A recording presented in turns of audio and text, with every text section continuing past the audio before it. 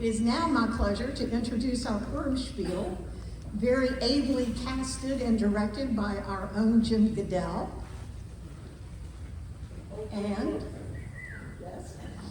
And I am the narrator, so I'm going to set the time and the place. It's ancient Persia, when if you did something really special, you could end up in the Bible. Scene 1, the party. Well, it's about time you got here, all you people. This party's been going on for 6 months already, and arriving after the first month is more than fashionably late. For those of you who are exhausted from your travels, and you're not exactly sure where you are or even when it is, let me help you. I am King Ahasuerus, the most feared and mispronounced name in ancient Persia. The year is 454 BC, before clocks. And if you're wondering why I'm throwing this party, well, I'm rich, I love food, and I like to show off my wife.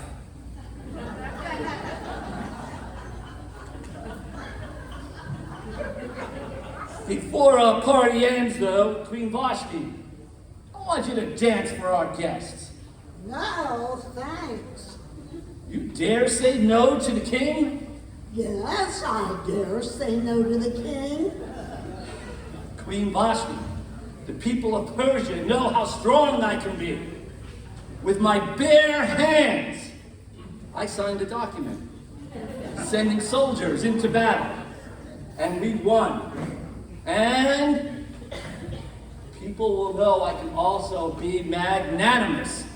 I will give you a choice, dance or die. What happens if I dance? Then we will celebrate a little later in our bedchamber. Your bedchamber? I choose that. Thank you. Okay, you're dead. Totally dead. Guards! You can't kill me in the first scene. And why not? Because I have a run-of-the-show contract. Oh, gee. What am I going to do now? I need a queen.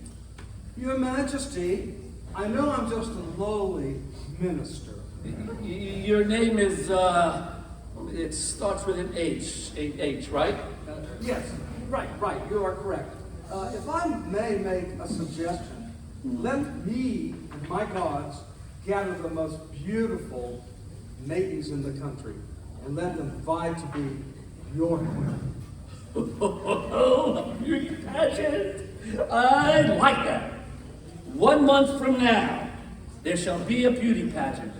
Make it happen. Scene 2, Esther and Mordecai's home. And so the king's army searched through all of Persia to find the most beautiful maidens in the land. A few days later, in a small home in a Jewish section of the capital, on an otherwise ordinary day, Mordecai, are you home? Oh, Esther, I just had the strangest dream.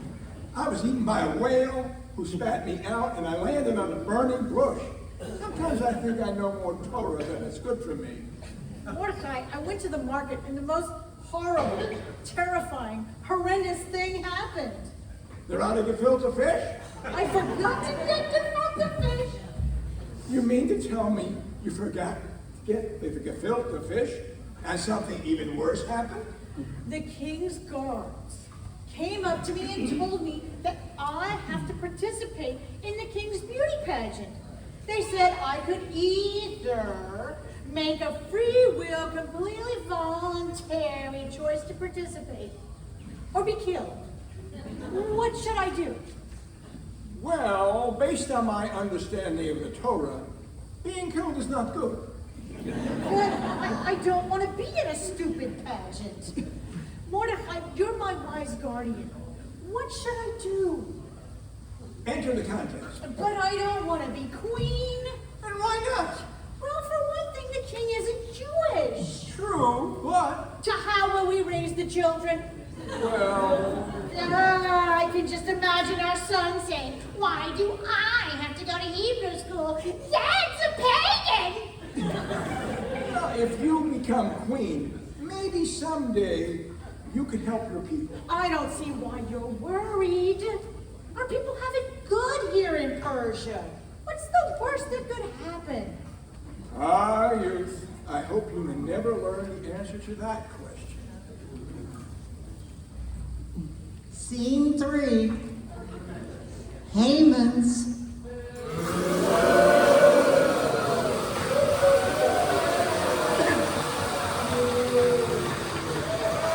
Haman's scene. The king's guard continued to search the empire for the most beautiful maidens. Supervising this mission was the most devious, corrupt of all of the king's ministers. One of the most evil characters in all of biblical literature. A booable, hissable, contemptible villain. And his name was... Not so fast. Let them earn it. Scene 4. The beauty pageant. The royal beauty pageant. Sponsored by Lake Gefilte Fish Chamber of Commerce. And by the Persian Federation of Horseradish Growers. Because if it weren't for gefilte fish, no one would know what to do with a horseradish. Your Majesty, my men have gathered the most beautiful maidens in all the land. And here is the finalist. May I introduce Esther.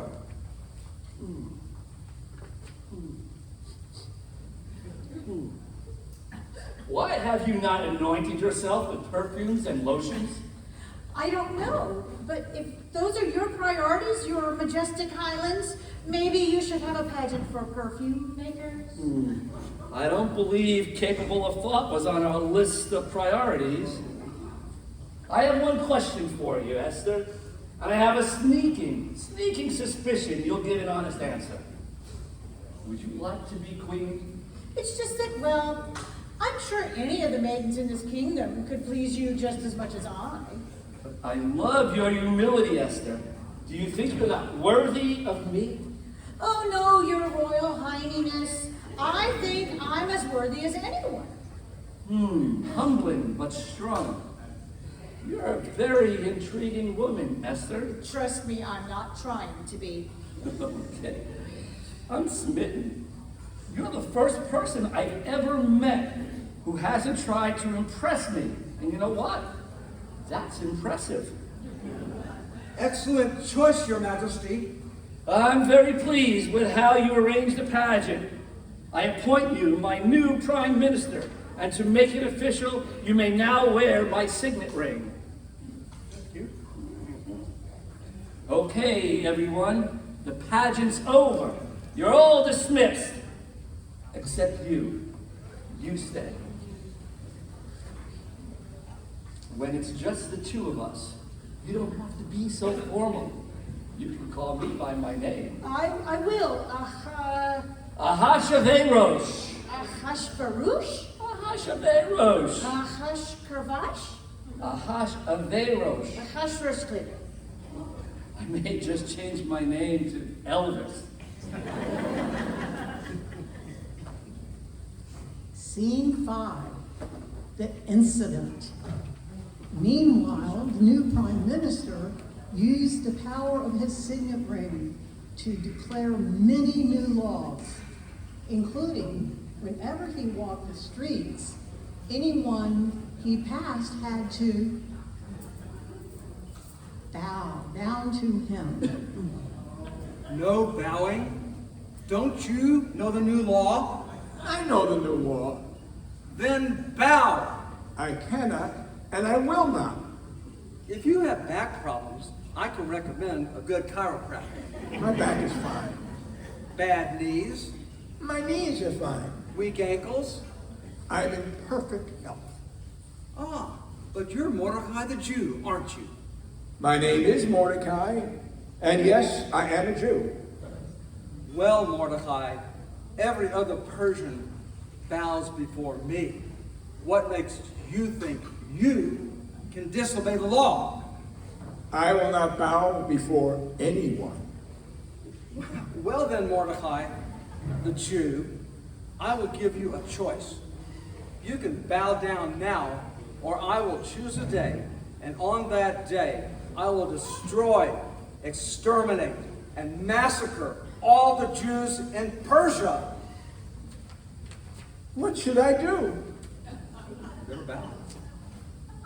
Scene 6, Esther's chambers.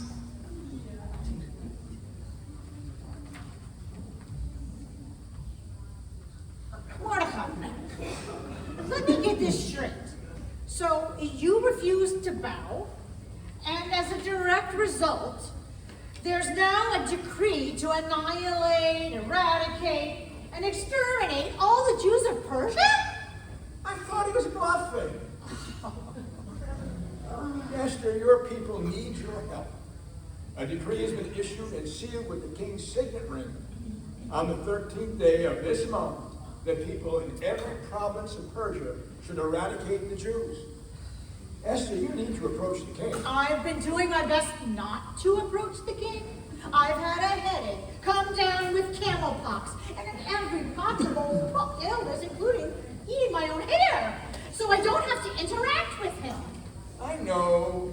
Host a feast for the king and the despicable you-know-who. And at the feast, invite the two of them to a second feast, where you will convince the king to nullify the edict. And if he asks why I care? Tell him you're a Jew, but not until after he's had a good meal.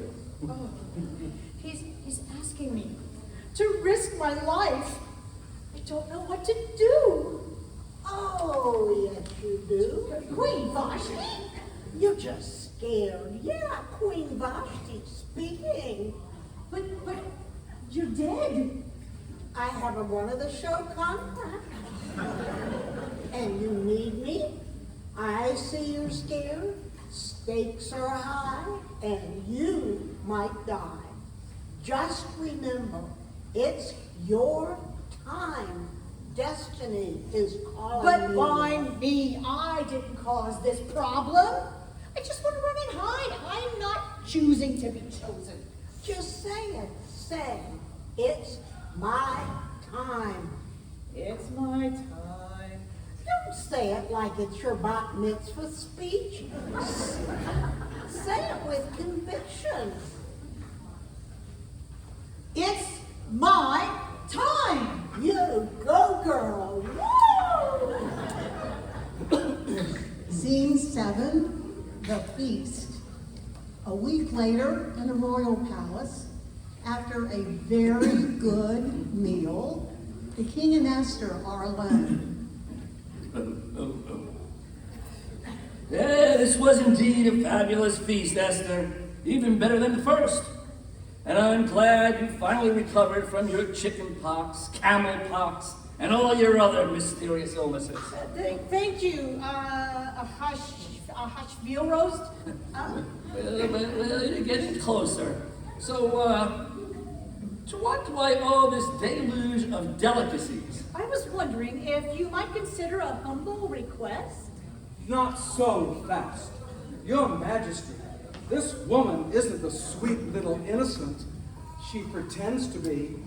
My lieutenants have discovered that this so-called innocent is a spy for the Jews. A spy for the Jews? You schmata Harry? And how do you know Yiddish? One of my nannies growing up was Jewish. I once told her, I think of you like a mother. She replied, then why don't you call more? Well, this isn't a sweet and kind woman. Her special skills include seducing you with food and her womanly ways. Doesn't that infuriate you? Infuriate? Actually, it's very flattering.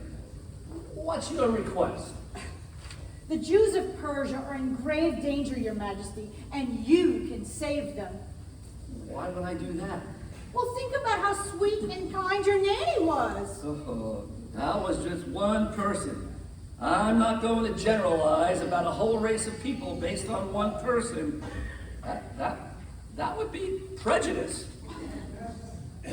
Well, you know, that's excellent mansplaining, Your Majesty. Your Majesty, I've written a monologue. Oh, some other time.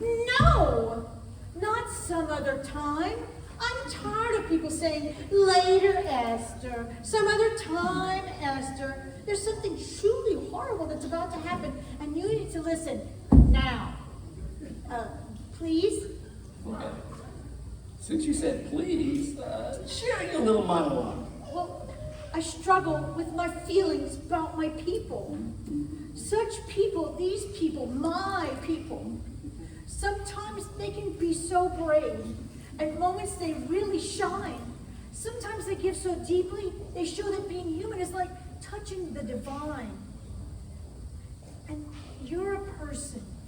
And I know that you want to do what's best. Of that I'm certain. For your people, for all people. So don't refuse this plea from your people. You can stop all these threats that scare us. You can stop all these hates that tear us, so please, King Ahasuerus, What the? You said my name. save my people. Since you said my name, your monologue melts my heart, Esther. Do you mean that? Esther, if I were any more verklempt, I'd be a verklemtomaniac. But what I don't understand is, who is trying to threaten the existence of your people? His name is Haman!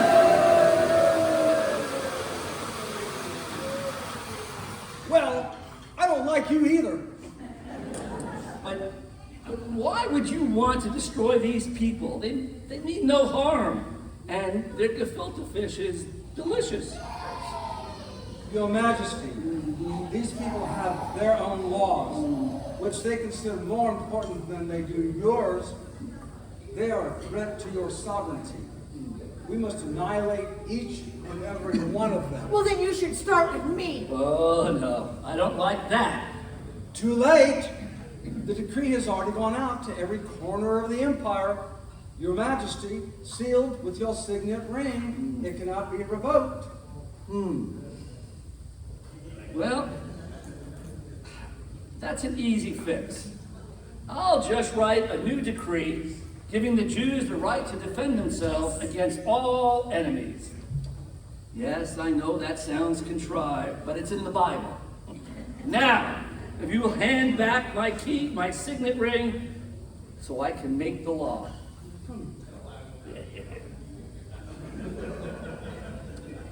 You have done great harm in my name.